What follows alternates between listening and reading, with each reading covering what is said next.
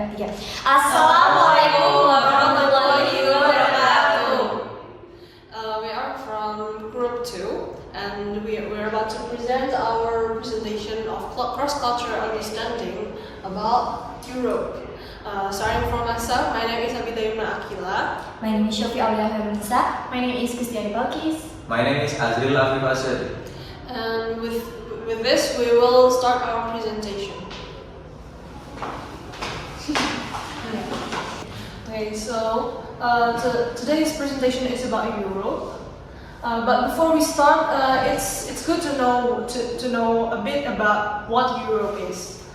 So Europe is the second smallest continent, forming the western peninsulas of Eurasia and covering approximately 1/15 of the world's land area.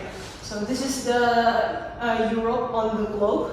It has distinct civilizations since it emerged in human consciousness and then characterized by mild environment and also long history.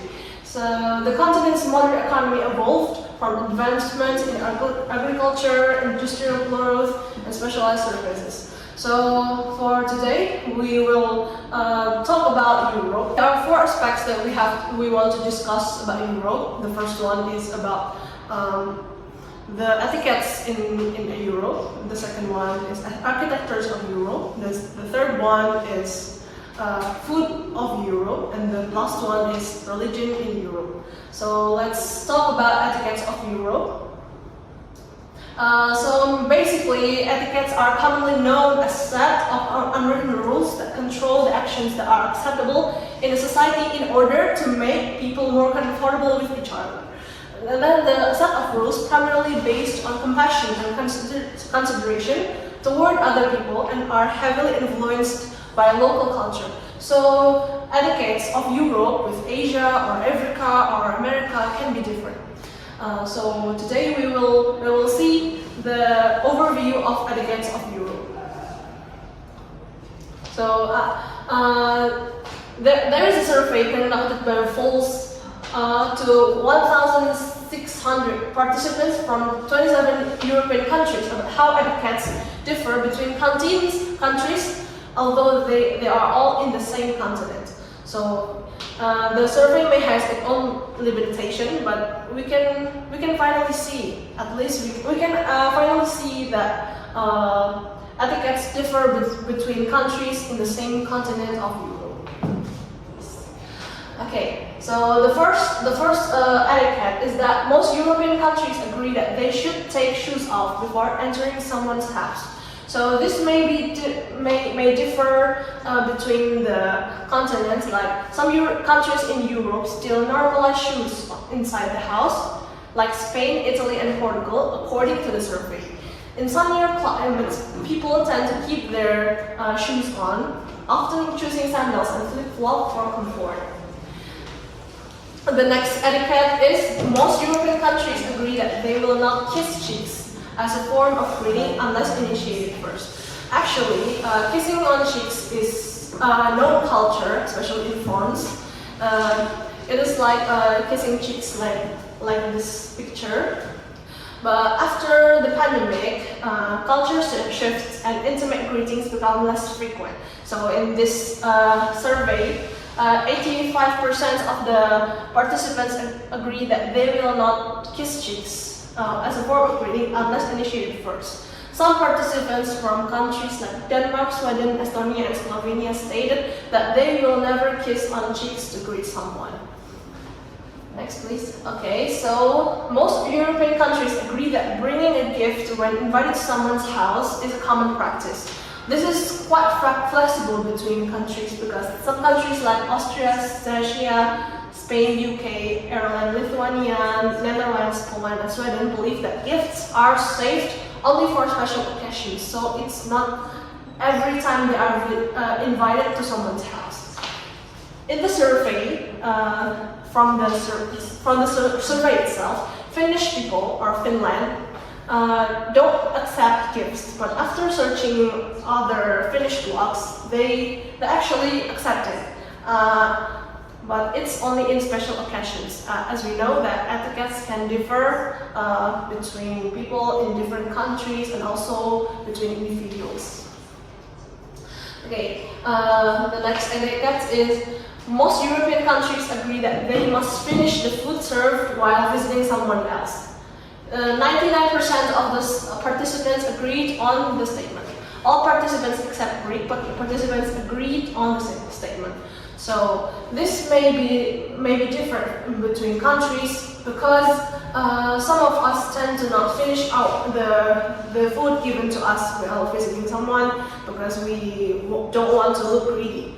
But in European countries, they see the finished meal as a sign of respect, acknowledgement, and appreciation to the house owner's effort in serving it. Okay, and the last etiquette is most European countries agree that they must arrive to social events punctual on time. 85% of participants agreed on this statement. For other countries, such as Germany, Poland, and France, appreciated earlier arrival. So there is no tolerance of being fashionably late or being late from the time that has been decided. Being always punctual is not always possible, as shown by 47% of respondents who have kids that may need extra effort and time to manage before arriving at a social event. So it's really good to inform the host to maintain respect and awareness. So this can be different between individuals or between people from different countries. But that's how etiquettes work. And this is the overview of etiquettes in Europe. Okay, so next we're going to talk about the architecture of Europe. Please. So, architecture of Europe is a reflection of the continent's history, culture, religion, and technological development. Each architectural style shows how people lived, what they believed, and how society changed over time. Buildings are not only functional structure, but also cultural expression that represent values, identity, and artistic creativity. European architecture developed gradually, starting from ancient civilizations such as Greece and Rome to modern times, with each period bringing new ideas and innovation. These developments were influenced by factors like religion, political power, economic condition, and advancement in technology. As a result, European architecture becomes very diverse and continues to influence architectural style around the world today. Okay, so we're going to talk about architectural styles in Europe. Architecture in Europe changes mainly based on historical periods or eras. Each period has its own characteristic influenced by culture, religion, politics, technology, and social condition at that time. Okay, so the first era is ancient architecture, which is in the Greek and Roman era.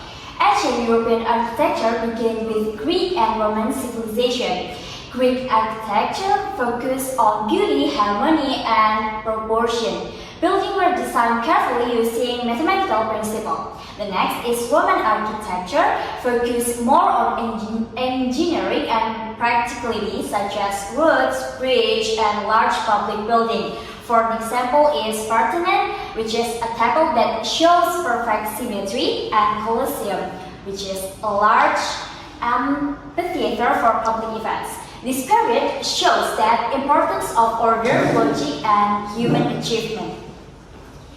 The next era is Romanesque architecture, which is in 9th until 12th century. Romanesque architecture approved during the Middle Age. The characteristic of this era is thick walls, small windows, rounded arches, and heavy and solid structure. This style was mainly used for church and monasteries. The design made buildings strong and safe because Europe at that time was often unstable and unsafe. It reflects a society that focused on security and religion.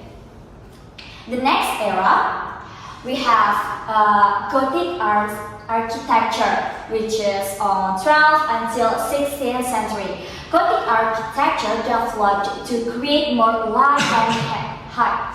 The characteristic is pointed arches, tall structure, large stained and glass windows, and then flying buttresses.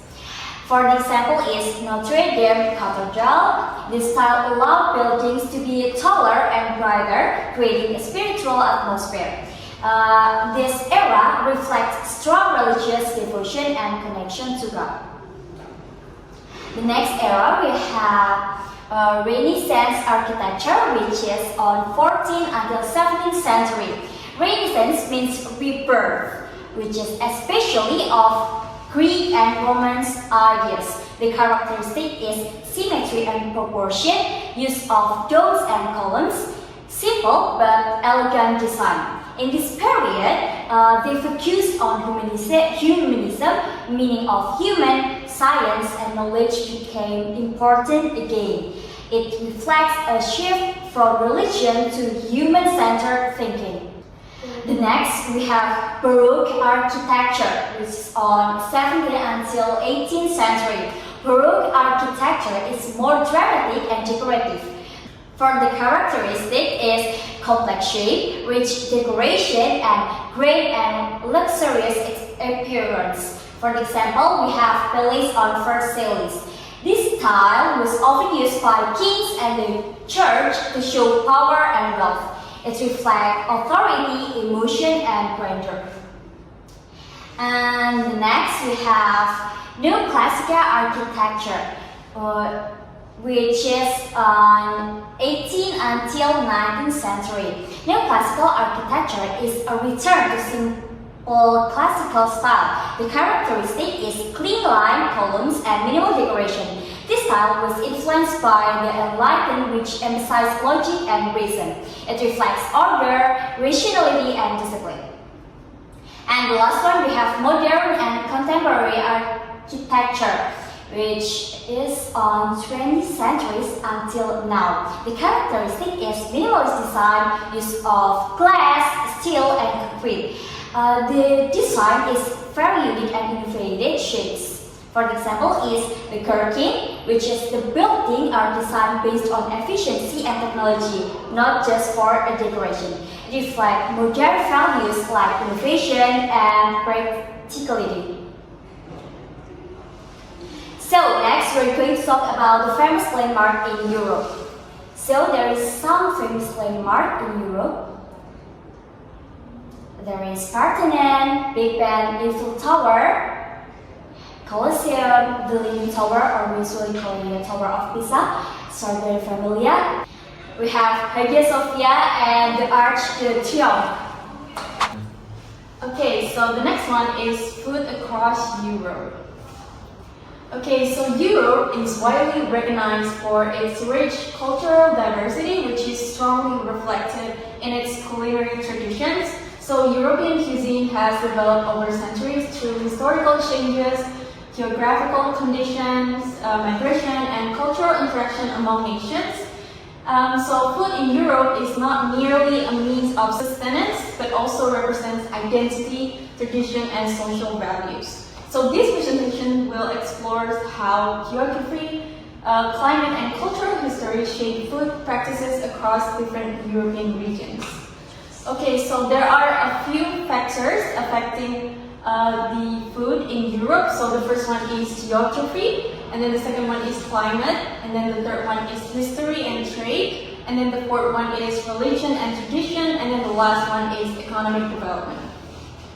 Okay, so the first one we have Southern Europe. So in Southern Europe, such as Italy, Spain, Greece, and Portugal. So this region is strongly associated with the Mediterranean diet, often considered one of the healthiest dietary patterns in the world. So there are a few characteristics. The first one is using olive oil, and then the second one is fresh vegetables and fruits, and then the third one is seafood and lean proteins, and then the fourth one is herbs. So they use herbs instead of heavy sauces. And the famous examples include Italian pasta and pizza, and then Spanish paella and Greek salads. And the meals emphasize freshness, simplicity, and balanced nutrition. So the next one is Western Europe cuisine. So Western European cuisine is influenced by agricultural abundance and long culinary traditions. So countries such as France, Germany, Belgium, and the Netherlands have developed sophisticated cooking techniques and diverse food cultures. So there are also a few characteristics.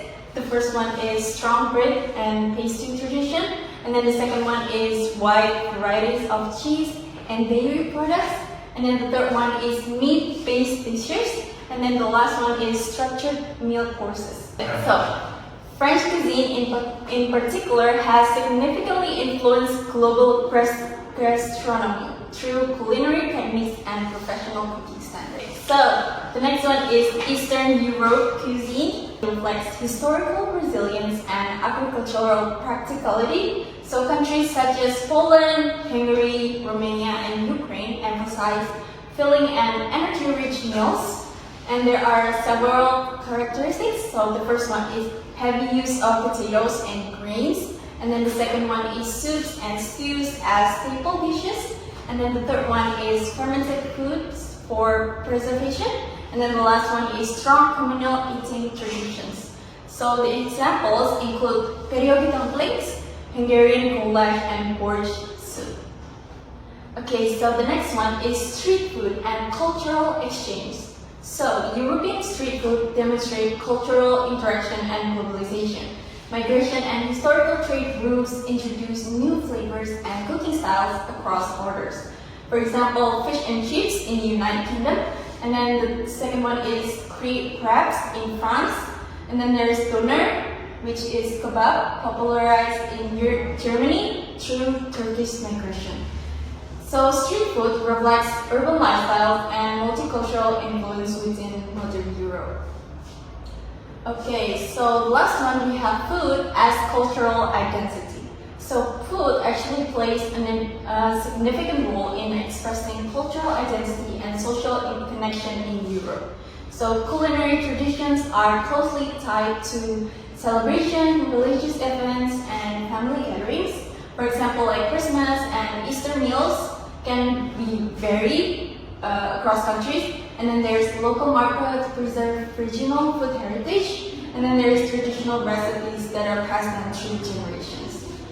So, and the last one, cuisine function as both cultural heritage and social practices. So the last thing we want to talk about in our presentation is the religion and beliefs in Europe. So Europe is a diverse continent with a wide variety of cultures, languages, and belief systems. Religion has played a very important role in shaping European history, traditions, laws, and social values. For many centuries, Christianity was the dominant religion in Europe and influenced many aspects of life, including education, politics, and family structure. However, in modern times, the role of religion in Europe has changed significantly. Some regions have become more secular, meaning that religion is less important in daily life, while other regions still maintain strong and religious traditions and practices. In addition, migration and globalization have introduced new religions and increased their diversity across the continent.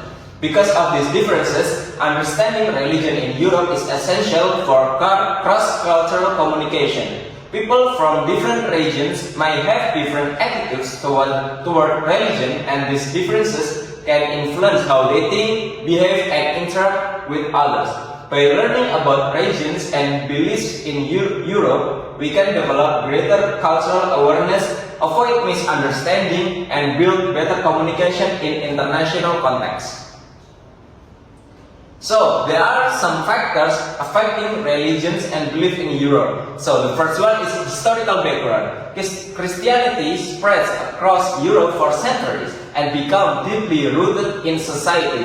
Events like the Protestant Reformation create branches such as Catholicism and Protestantism, while Eastern Orthodox Christianity became important in Eastern Europe. The communist era in some countries also weakened religious influence.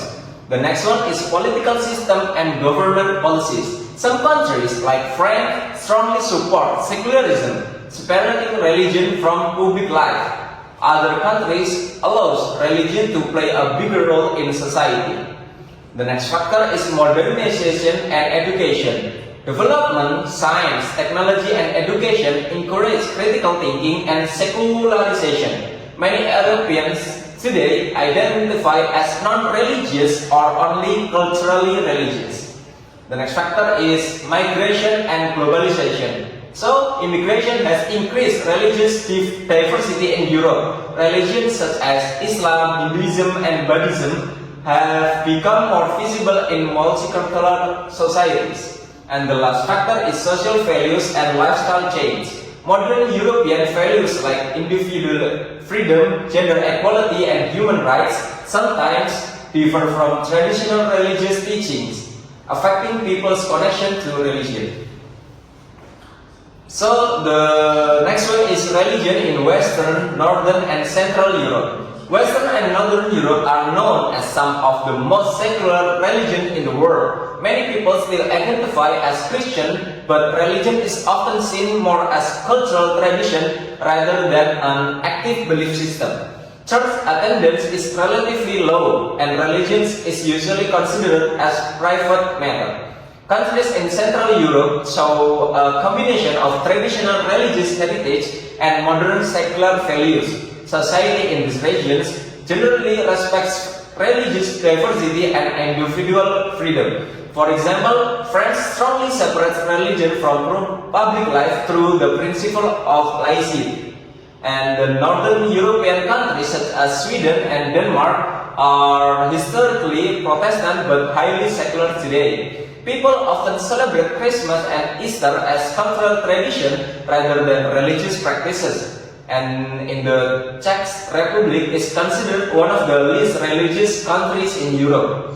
And the last one, Central European societies are generally open, tolerant, and respectful of different beliefs. The next one is the religion in Southern, Eastern, and Balkan Europe. Religion remains more visible and influential in Southern, Eastern, and Southeastern or Balkan Europe. In these regions, religion is closely connected to family tradition, such as cultural identity and national history. Religious festivals, ceremonies, and community events continue to play an important role in social life. In Eastern Europe, religion also became a symbol of national identity after the fall of communism. Meanwhile, the Balkan region is one of the most religiously diverse areas in Europe, where Islam, Catholicism, and Eastern Orthodox exist together. Because religion is strongly connected to ethnicity and history, it can sometimes become a sensitive topic in communication. For example, in Southern Europe is strongly influenced by Catholicism and Orthodox Christianity. And the religious festival and church ceremonies are important cultural tradition, while in Eastern Europe often connects religion with national identity and morality. The Balkans contain diverse religion groups living side by side, and their respect and sensitivity are important when discussing religion in these regions. So the last one is the conclusion. Religion and beliefs in Europe are diverse and complex, shaped by history, politics, and social change. While some regions have become highly secular, others continue to maintain strong religious tradition and cultural practices. These differences show that religion in Europe cannot be understood as a single system. Instead, it varies from region to region and from person to person. In many cases, religion is more about cultural identity than a daily practice. By understanding these differences, we can improve cross-cultural communication, avoid misunderstanding, and build a stronger relationship with people from different European societies. In conclusion, learning about religion in Europe helps us develop greater cultural awareness, respect diversity, and communicate more effectively in a global world. Okay, so that's all from our group. The conclusion is that Europe has pretty much very diverse culture, starting from religion and then also food, architecture, and also etiquette. So for for this presentation. Thank you so much for paying attention to us. This concludes our presentation for cross-cultural understanding. Wassalamualaikum warahmatullahi wabarakatuh.